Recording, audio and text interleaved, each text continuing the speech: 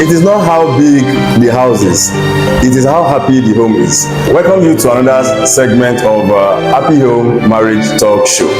And today, we shall be talking about the sustainability of marriage. And today with me, I have Mr. Ibrahim Bello, who is the chairman of Kaduna State Master Printers Association of Nigeria. Mr. Ibrahim, you are welcome to the studio. Oh, thank you for having me. Thank you, sir. You're welcome. So talking about sustainability, as we all know that the essence or the purpose of marriage is for peace and procreation and for continuity of mankind on earth. So Mr. Ibrahim, what do you have to say about the sustainability of marriage in our society? When we say sustainability of marriage, it's a very, very deep statement. Today, marriages are sustainable, irrespective of the present predicament we are all facing. But the lost sustainability is happening because the depth of understanding people have about marriage is not really efficient. And I want to believe if we can make people to understand the intricacies of marriage, the depth of understanding, and why marriage is necessary, I want to believe the sustainability of marriage will be very, very viable. But at the moment, people are facing so many crises in marriage, and I want to believe they are solvable. They are solvable problems. Okay. For the past 2 years, I am a social researcher, such that I've been researching into the issue of marriage for the past 2 years, and I discovered so many things. As a social researcher in marriage, I always put myself into the field to go and see what is actually happening. I've been married for 20 years now. Wow. And it's my dream to live a better tomorrow for our children. And we cannot live a better tomorrow not until when we live in better marital institution. And when we are able to do that, I want to believe our children will have a better tomorrow when the marital institution is efficient. Okay, thank you. So I'm saying, in essence, now for us to have a sustainability in marriage, it must begin from parenting. Yes. You see, parenting plays a very pivotal role if we must get married right. Let me give you an example from my personal experience. What made it easy for me to get married early was because I had a mother who prepared me for marriage right from a very young age. Take for example, at the age of 17, I started managing the home, whereby my dad will give me the money, give so person this, for transport, give your mother, even my mom, give your mother money for the family upkeep. Wow. Such that he was preparing. Well, he might not know he was preparing me, but God used him to prepare me. Wow. And as we were going, it happened that it helped me to get exposed to making money early in life. Such that one of the issues in marriage today is that our male children are not financially capable. They are not empowered to make money, because the truth is this: if you don't have money, women will ridicule you. Yes, we have been discussing sustainability of marriage, and with me is Mr. Ibrahim Bello, who is the chairman of Kampa for Kaduna State. And for sponsorship, please kindly contact us. And our sponsor of this episode, App Models Homes and Property, App Models Investment, App Models Oil and Gas. We say a big thank you. When it comes to land investment, please kindly contact App Models Group. Thank you.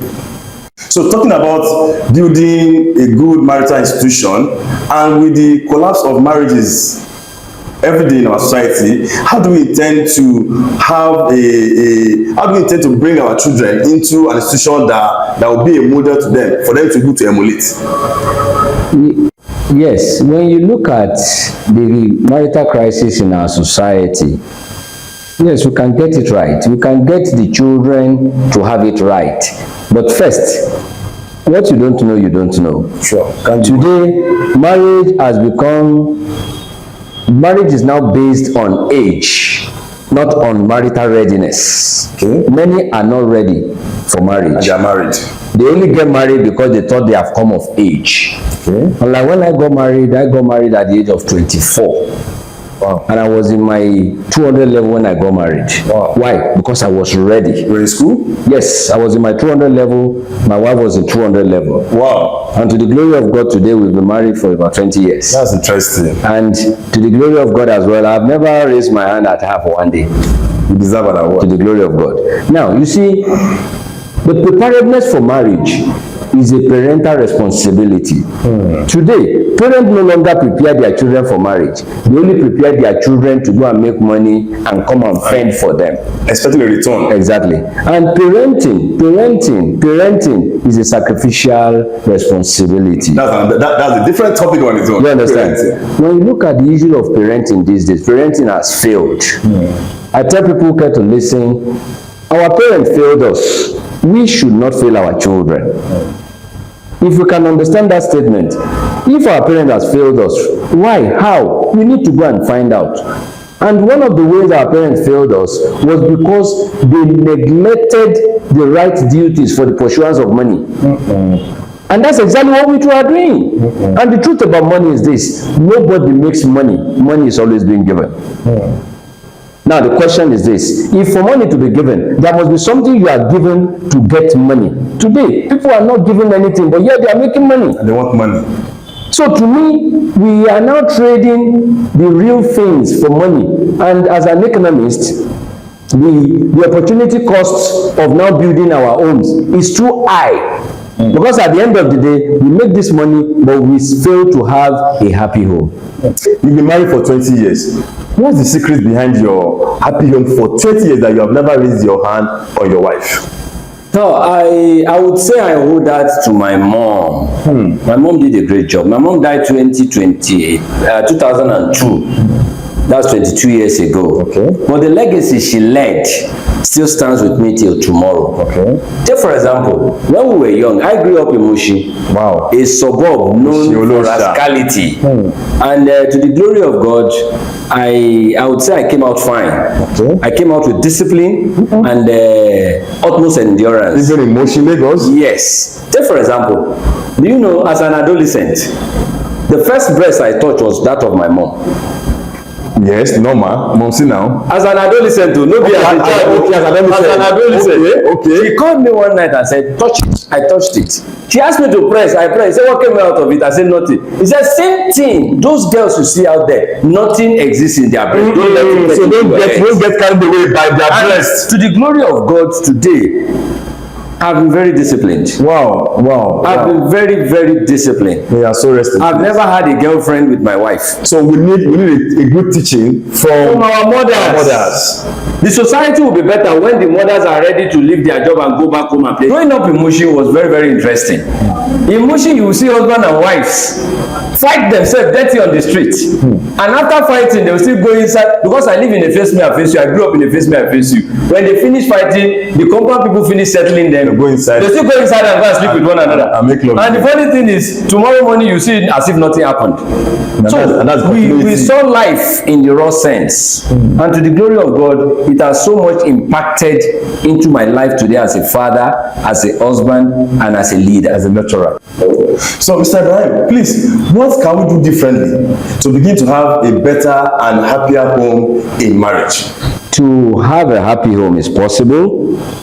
And it all depends on the perspective we are to look at it from. I would want to look at it from the perspective of a teacher. I read education, and being a teacher, for us to get it right, we need to teach what we want them to do to them. In the sense that I think curriculums needs to be developed. The era has come. It is no longer a news to us all that the certificate we carry should not solely be for money making. In education, according to we educationists, we believe that education is an instrument to make one a complete man. Sure. And to be a complete man means we must be able to impact our life.